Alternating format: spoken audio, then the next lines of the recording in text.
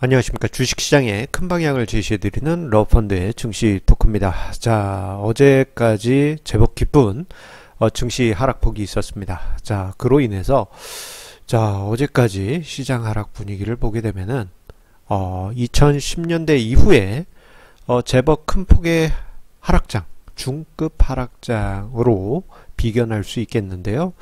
자, 과거 2011년과 2015년의 하락장과 많은 부분 심리적인 측면에서 그리고 주요 지수들의 하락폭에서 제법 깊은 하락이었다라고 평가를 할 수 있을 정도였습니다.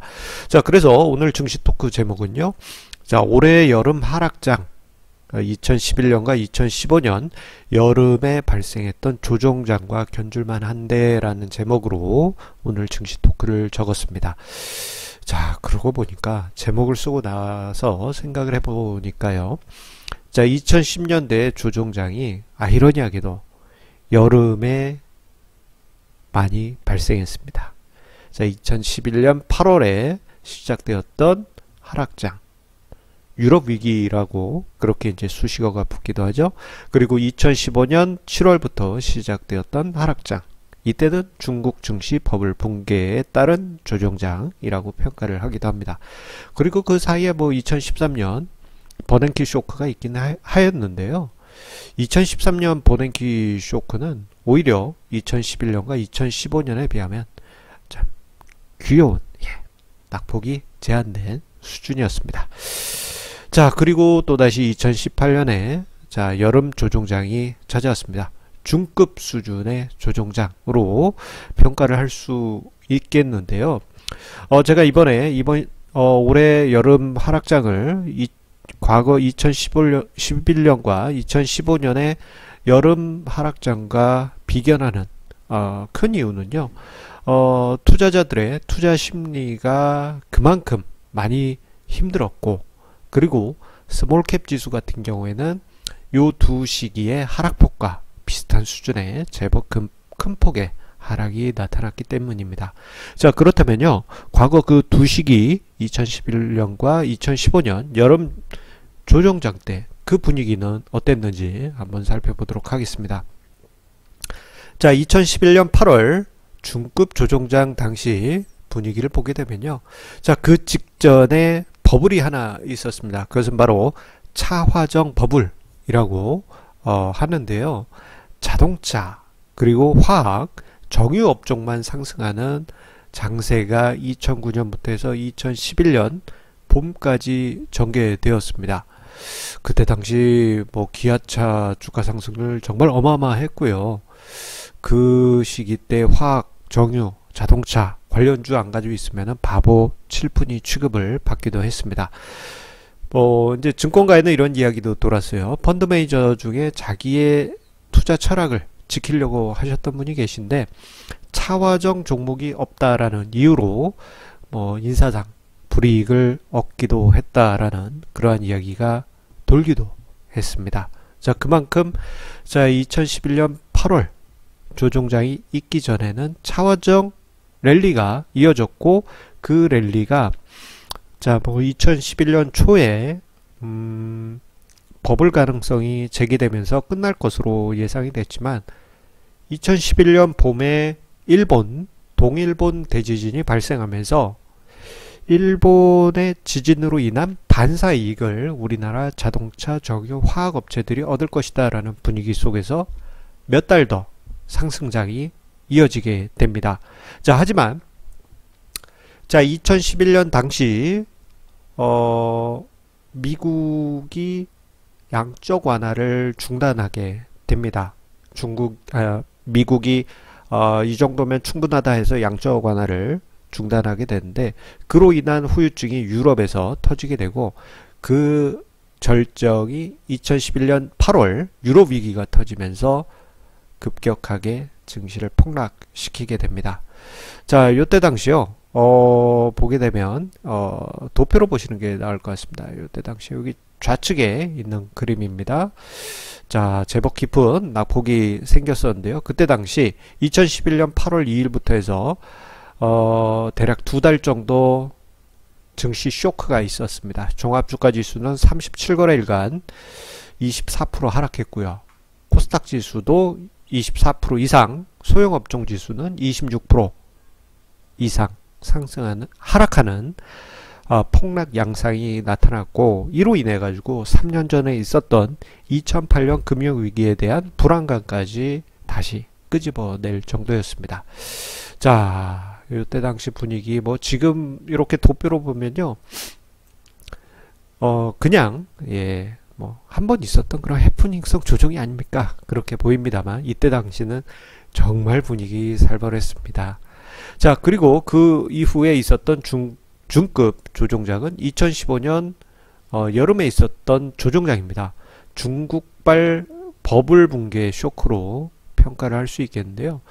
자, 그 직전에 2014년 여름부터 해서 2015년 여름까지 1년도 안 되는 기간에 중국 상하이 지수가 150%나 상승할 정도로 중국 증시가 순식간에 불타올랐습니다. 그때 당시 보게 되면 중국 시골에서 마을 사람들이 마을 회관에 모여서 주식 투자하는 사진이 회자되기도 하고, 중국 바이어하고 회의를 하게 되면 어떤 제품 얘기를 하지 않고 주식 얘기만 하더라라는 그러한 그 일들이 있었습니다. 버블 장세의 전형적인 모습이었죠. 자, 그 시기 때요, 우리나라 증시가 2015년 연초부터 해서 여름까지 엄청난 상승을 보였습니다.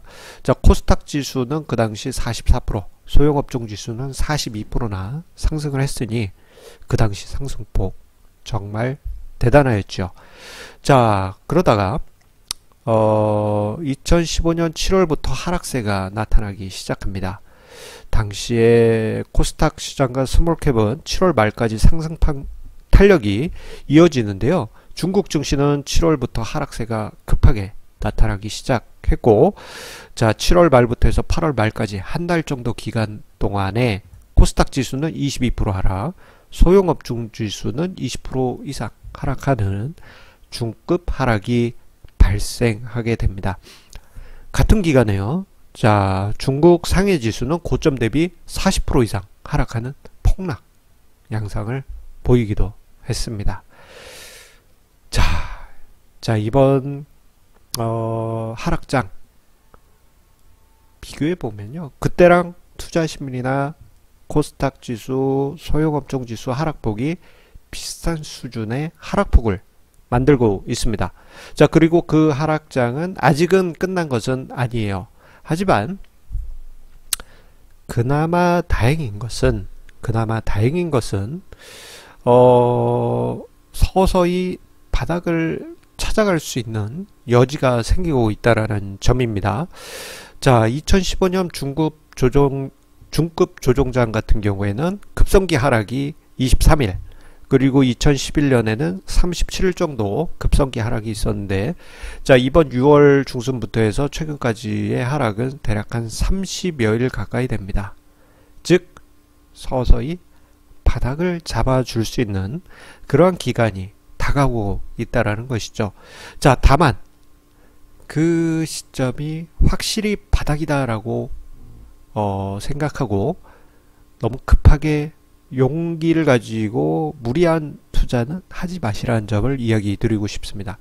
실질적으로 그 두 시기 때요, 증시가 급성기 하락 이후에 강한 반등 내지 횡보를 하면서 바닥을 찾아가긴 했습니다만 확실한 바닥을 잡지는 못했습니다. 그런데 요 지표가 충분히 조정을 받은 이후에는 바닥을 잡기 시작했어요. 그것은 바로 신용융자 잔고 추이입니다. 자, 지금 화면상의 도표가 신용융자 잔고 추인데요. 자, 2011년 당시 그리고 2015년 당시 신용융자 잔고의 감소폭을 막대 도표로 한번 표시를 해 보았습니다. 자, 2011년 같은 경우에는 2조 8천억 정도 고점 대비해서 감소했고요. 2015년에도 1조 6천억 원 이상의 신용융자 감소가 있었습니다. 자, 보시게 되면은 자, 2011년 같은 경우에는 그 직전에 한 6조 원 이상 크게 증가한 부분이 있었기 때문에 감소폭이 제법 커야 했었고요. 2015년 같은 경우에는 2011년에 비해서는 그 증가폭이 적었기 때문에 감소폭이 그렇게 크지 않아도 됐습니다. 자, 그런데 이번 같은 경우에는요, 2017년 초부터 해서 최근까지 신용융자의 고점까지의 증가폭이 6조 원 수준에 이르기 때문에 생각보다 이번에 신용융자 감소 규모는 2015년보다는 커야 될 가능성이 높습니다. 즉 충분히 신용융자 감소가 필요하기 때문에 시간이 필요하다라고 그렇게 말씀드릴 수 있겠습니다. 바닥이 점점 가까워 온다는데 큰 의미를 둘 수 있겠지만, 자, 오늘 하루 반등에 너무 흥분하지 마시고요. 그리고 너무 급하게 큰 기대를 하지는 마시기 바랍니다. 오히려 마음을 좀 비워두시는 것이 조금 더 마음 편하게 투자를 할 수 있는 그러한 용기를 가질 수 있게 합니다. 섣부른 기대를 할 경우에는 자칫 실망을 만들 수도 있기 때문에 이 점 경계하시면서 앞으로의 시장 보시는데 좀 차분하게 보시기 바랍니다. 자, 오늘 러펀드의 증시 토크는 여기에서 마치도록 하겠고요. 자, 항상 강조드립니다만 우리 시청자님의 구독하기와 좋아하기 저의 큰 힘이 됩니다. 그러면 성공 투자 이어가시길 바라면서 내일도 좋은 증시 토크 주제로 찾아뵙도록 하겠습니다. 감사합니다.